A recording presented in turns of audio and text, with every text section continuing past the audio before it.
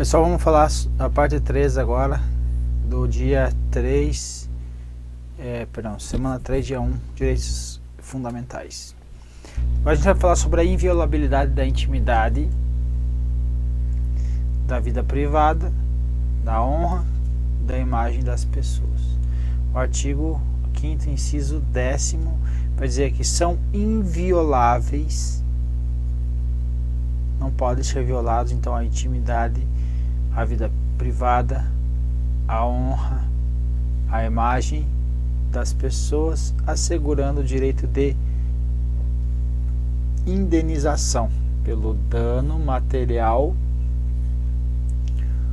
ou moral decorrente de sua violação.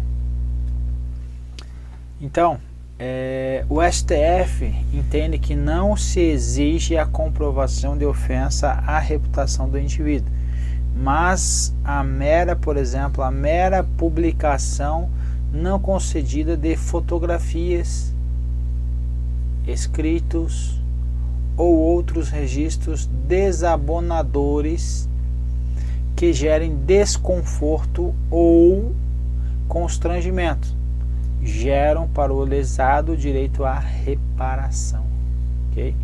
Então isso deriva do princípio da inviolabilidade da intimidade, da vida privada, da honra e da imagem das pessoas.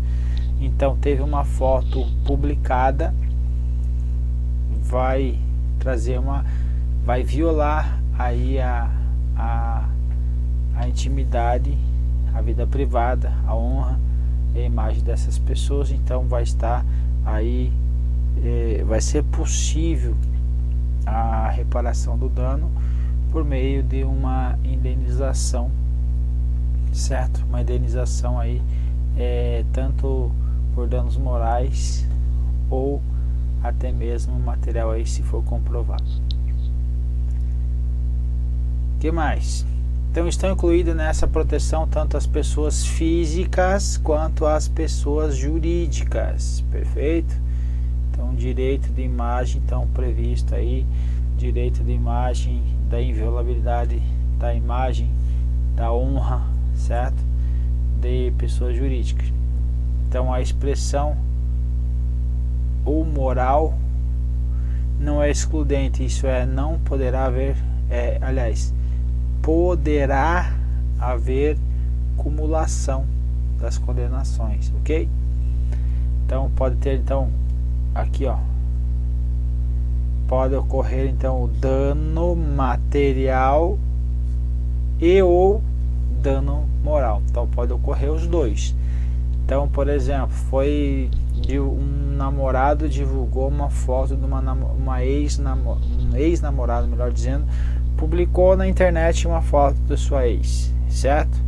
E aí gerou um dano moral e essa menina perdeu o emprego, por exemplo, também gerou um dano material. Então pode se gerar indenização tanto por dano material quanto por dano moral, as duas cumulativas também. Obviamente que é indispensável que é a comprovação da ocorrência do dano, perfeito? O STJ decidiu que, sobrevindo em razão de ato ilícito,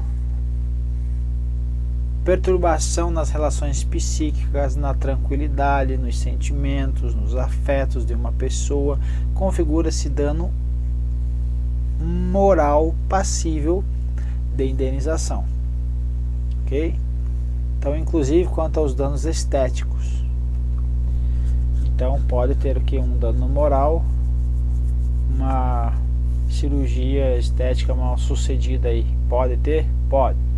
O STF tem decidido que não afronta o princípio da legalidade a reparação de lesões deformantes a título de dano moral, ok? Então pode também aí, a título de dano moral. Questão continuando. Em relações às ações civis de investigação, em relação às ações de investigação de paternidade, olha que interessante. O STF firmou a orientação de reconhecimento orientação do reconhecimento da impossibilidade de coação do pai, exigir que o pai faça o exame de DNA, que realize o exame de DNA, porque essa medida implicaria na ofensa às garantias constitucionais explícitas e implícitas, como a preservação da dignidade da pessoa humana, na dignidade humana, da intimidade, além, que a gente está falando da intimidade, além da inexecução específica e direta da obrigação de fazer, certo? Ninguém é obrigado a fazer.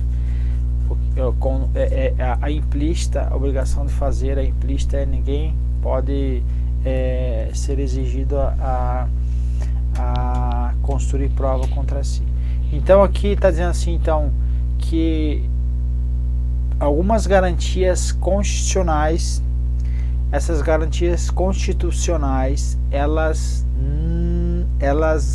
garantem ao pai essa impossibilidade de ser exigido dele a realização por um juiz, por exemplo, para que ele faça esse exame de DNA, ok? Vai ter outras formas de averiguar essa paternidade, perfeito? Mas não pode ser exigido esse exame, segundo o STF, perfeito? O entendimento do STF é de que o sigilo fiscal e bancário, então o sigilo fiscal e bancário é espécie do gênero do direito à privacidade, certo? Então ele vai ser inerente a pessoas, aí então personalidades físicas e pessoas jurídicas. Então estão albergados aí também no inciso 10º, perfeito? Olha só, decisão recente do STF relacionado a esse tema, ele vai dizer que superou o entendimento anterior. Então antes tinha uma situação, agora mudou, o STF muda o entendimento. Sempre quando o STF muda o entendimento, a banca examinadora adora colocar essas questões. Então assentou que operações financeiras que envolvam recursos públicos não estão abrangidas pelo sigilo bancário, ok? Então lá na frente vai ter uma outra decisão que o MP, Ministério Público, pode quebrar o sigilo bancário quando envolver recursos públicos. Então, visto que as operações dessa espécie são submetidas aos princípios da administração pública esculpidos no artigo 37, em especial é o princípio da publicidade, por exemplo. Então é a prerrogativa do Constitucional do Tribunal de Contas da União o acesso a informações relacionadas a operações financeiras aí, financiadas por recursos públicos. Então não há o que se falar na necessidade de decisão judicial para quebra de sigilo bancários que envolvam operações financeiras de recursos públicos, ok? Continuando, também alterou o entendimento a respeito da quebra de sigilo por agentes do fisco, certo? Agente do fisco, lê-se aí um auditor da Receita Federal, por exemplo, no exercício da atividade de fiscalização. A jurisprudência do STF inicialmente admitia e depois afastou a possibilidade de quebra de sigilo fiscal e bancário por agentes da Receita, ainda que no curso do processo administrativo fiscal, sem a autorização judicial. Então, antes poderia antes o agente fiscal ter o quebra aí de sigilo fiscal para utilizar no processo administrativo fiscal. Agora não pode sem autorização judicial, ainda que ele possua os dados estejam sobre a sua tutela, sim, ainda assim eu não posso utilizá-lo sem a autorização judicial. Esse é o entendimento atual do STF. Então esse entendimento foi assentado em série de controle difuso, notadamente no julgamento do recurso extraordinário 389.808 aí do quem era o relator, era o ministro Marco Aurélio. Continuado, em 2016 houve outra reviravolta na jurisprudência do STF, os velhinhos estão ficando malucos lá.